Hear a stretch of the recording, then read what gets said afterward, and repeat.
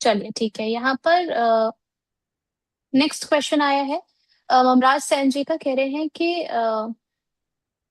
त्रिवेणी turbine नई buying है, और इस पर आपका व्यू क्या बन रहा है, और साथ ही साथ एचपीएल स्विंग ट्रेड लेना बनता है या नहीं। सो हम त्रिवेणी टर्बाइन में एक बहुत बड़ी सेलिंग आई है आज ऊपर से, और सेवन एट्टी हम्म। सेवन से 784 आ गया है।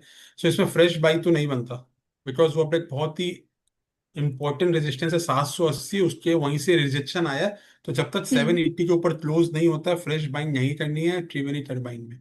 और दूसरा क्या नाम था ओके। डॉक्टर जी? यहाँ पे सर नेक्स्ट क्वेश्चन इनका है एचपीएल को लेकर के। एचबीएल। मैम एचबीएल में कुछ न्यूज भी थी आज, उनको कुछ ऑर्डर मिला है। सो एचबीएल 875, 875 के ऊपर जैसे ही क्लोज होगा तभी फ्रेश बाई करना है, अभी फ्रेश बाई नहीं बनती है। चलो ठीक है सर। नेक्स्ट यहाँ पर रिया जी का क्वेश्चन है डेटा पैटर्न को लेकर के। 4250 की इनकी बाइंग प्राइस है, क्या इनको एवरेज करना चाहिए। सो मैम डेटा पैटर्न्स को आप एवरेज कर सकते हो। नहीं मैम, एवरेज तो नहीं करना चाहिए मैम। वो जैसे ही 4300 के ऊपर जाएगा उसमें आपको अच्छी मूव मिलेगी। तो एटलीस्ट थोड़ा वेट कीजिए, एक मूव आनी पेंडिंग लग रही है इसमें 4300 के ऊपर। Okay sir. नेक्स्ट एमटीआर भी जरा देख करके बताइए सर। यहाँ पर एमटीआर में जो है अच्छी खासी जबरदस्त तेजी हमें देखने को मिली। 8029 की इनकी बाइंग प्राइस है। आपका नजरिया क्या रहेगा आगे के टारगेट्स को लेकर के। सो मैम अगेन देखो, जैसे मैंने कहा ना, जो स्ट्रॉन्ग स्टॉक होते हैं उसमें आप 10 EMA लगा लो और वो राइड करते रहो। आज भी देखो, इसने जैसे ही अपने 10 EMA टच किया 7630, वहीं से वापस इसने रैली दे दी 500 पॉइंट की। सो जब तक ये हम्म। 10 EMA के ऊपर चल रहा है इसमें बने रहिए, जैसे ही उसने इसे क्लोज देगा आप इससे एग्जिट कर लीजिए। चलिए ठीक है। नेक्स्ट यहाँ पे सर जेडब्ल्यू एल का भी स्टॉक स्ट्रक्चर आपको कैसा लग रहा है। अ, इनकी जो बाइंग प्राइस है 320 की है, अब जो है 294 पर आ चुका है, और 1.32% की डाउनसाइड पे आज दिखा रहा है। क्या और नीचे जा सकता है जेडब्ल्यू। मैम JWL में एक SL बनता है 280।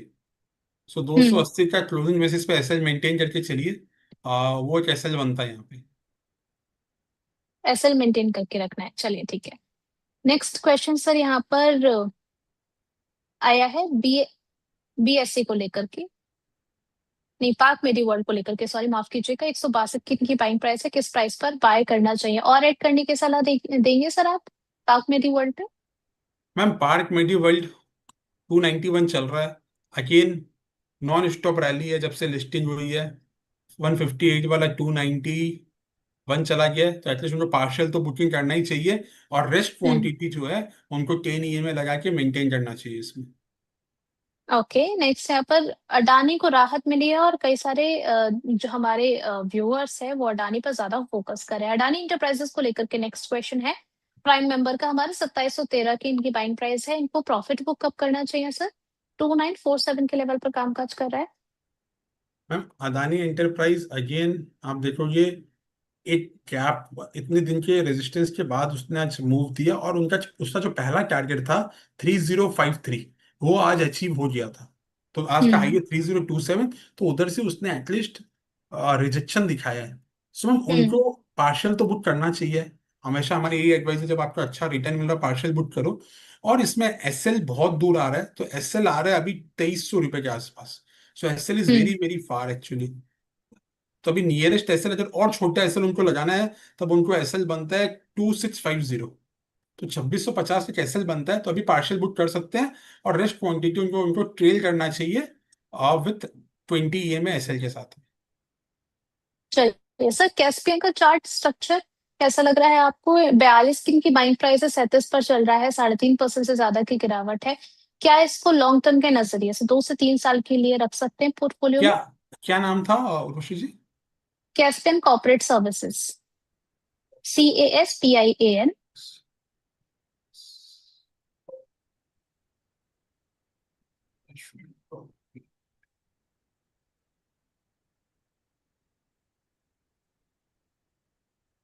मैम नहीं मैम, ये चार्ज स्ट्रक्चर तो बड़ा, इट्स नॉट गुड एक्चुअली। बहुत ही खराब चार्ज स्ट्रक्चर बना हुआ है। इसमें इनको SL मेंटेन करना है 36 रुपए का। 36 के नीचे जाता तो उसमें वो एग्जिट कर सकते हैं। चलिए 36 का स्टॉप लॉस इंपॉर्टेंट है, ललित सर की तरफ से सलाह दी गई है कैस्पियन को लेकर के। एनएचपीसी का स्ट्रक्चर सर, 82 पर इनकी बाइंग प्राइस है, क्या इसको लॉन्ग टर्म के लिए होल्ड कर सकते हैं? लॉन्ग टर्म के लिए अगर होल्ड करना है तो अगेन हमारा ये मानना है, आप कुछ भी होल्ड करो प्लीज एसएल मेंटेन करो। तो 65 का एक एसएल बनता है, तो 65 रुपए के एसएल के साथ में आप बने रहिए इसमें। जिस वीक भी 65 रुपीज के नीचे जाएगा आप इसमें एग्जिट कर लीजिए। ओके, यहाँ पर नेक्स्ट क्वेश्चन आया है सर जेके लक्ष्मी सीमेंट को लेकर के। 689 की इनकी बाइंग प्राइस है, यहाँ पर भी ये घाटे में ही चल रही है, 599 पर आ चुका है, ऑलमोस्ट 1% की गिरावट है। 2 से 3 साल का नजरिया है, होल्ड करें या फिर एवरेज करें? अरे नहीं नहीं मैम, अगेन जेके लक्ष्मी में लक्ष्मी नहीं मिल रही है। ठीक है, on a lighter note. But ma'am इसमें सपोर्ट बनता है 550 का। अगर ये हम्म। 550 के नीचे क्लोज दे मंथली में, सॉरी हम्म। वीकली में, तो प्लीज इससे एग्जिट कर लीजिएगा। चलिए ठीक है। अब यहाँ पर सर मैं थोड़ा सा इसका इस क्वेश्चन को थोड़ा सा समराइज करके आपसे और व्यू समझना चाहूंगी। इन्होंने 3 स्टॉक्स यहाँ पर मेंशन करे थे, कैस्पियन, एनएचपीसी, जेके लक्ष्मी सीमेंट। अब तीनों में ही अगर हम देखें ओवरऑल स्ट्रक्चर जैसे आपने एक्सप्लेन किया है उसको अगर हम देखें, और तीनों में ही जो है इनका लॉस चल रहा है।